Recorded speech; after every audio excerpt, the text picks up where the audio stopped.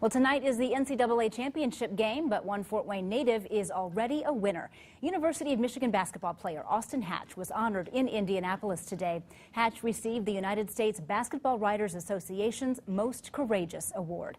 News Channel 15 sports director Glenn Marini caught up with Austin at the luncheon in Indianapolis today. So what can you tell us about the ceremony? Well, Heather, Austin and I were texting last week about the upcoming banquet, and he said kind of jokingly, if we cover anything, don't forget to get his acceptance speech. It was kind of tongue-in-cheek, but he was exactly right. During today's speech, he was humble, he was thoughtful, he was respectful, all things we've come to expect from Austin Hatch when he gets a chance to tell his story. And we were lucky enough to be the only television station there when he was honored with the Most Courageous Award this afternoon.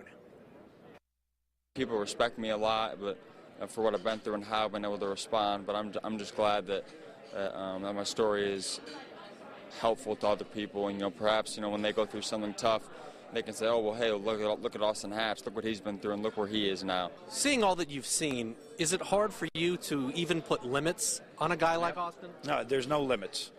He can do so many things, and while it's very challenging on the basketball court, you can see how he can affect people, he can affect life, he can affect change.